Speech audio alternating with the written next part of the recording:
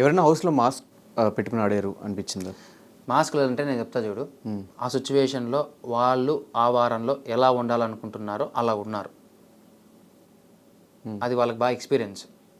ఎందుకంటే కొన్ని వీడియోలు వచ్చాక చూసా బయట, ముందే చాలా వీడియోలు బాగా అలాంటి మనకు రాలే. కలిసి ఉన్నా సరే తెలుసున్నా సరే మేము తెలుసని ఒప్పుకునే మాట్లాడుకున్నామా, హ్యాపీగా ఉన్నామా, నాకు రాలేదయ్యా.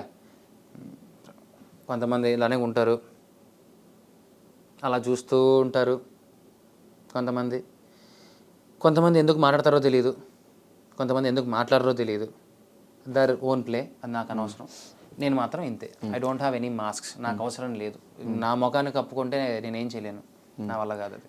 కానీ అన్నీ నాకే రావాలి, అన్ని టాస్క్లు నేనే ఆడాలి, ఏదన్నా బిగ్ బాస్ ఏమైనా ఇచ్చినా కూడా, ఏదన్నా ఎలక్షన్స్ టైప్లో ఏమైనా పెట్టినా కూడా నాకే ఓట్లు వేయాలి మీరందరూ, ఈ మైండ్ సెట్ ఎందుకు ఉంది బ్రో?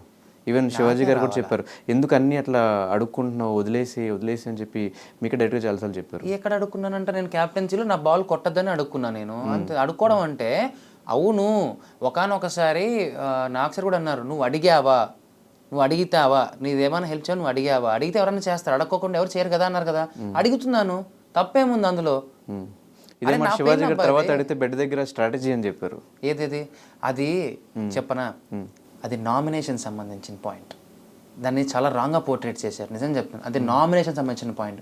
అరే నామినేషన్స్లో నువ్వు ఏం మాట్లాడతావురా, అసలు ఎవరు కానీ కన్ఫ్యూజ్ చేసేపోతారు, నువ్వు అది మాడితే నా వరకు వస్తే నేను నిన్న చెప్తానన్నా.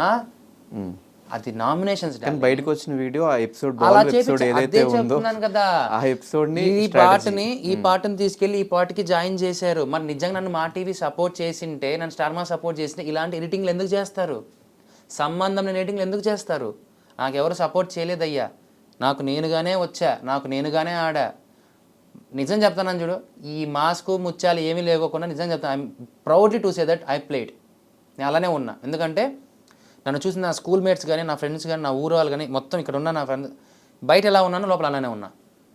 అంతే జోవియల్గా, అంతే నోటి దూల, అన్ని మాటలు, గొడవలు, కొట్లాట్లు, తిట్లు అలానే ఉన్నా. బట్ ఈ పరంగా మాత్రం లోపల మనకు బేసిక్గా మనకు ఎక్కడ యాక్టింగ్ టాస్క్లు అవన్నీ రెక్కొట్టేసావు, కానీ ఈ పరంగా మాత్రం కొంచెం కొద్దిగా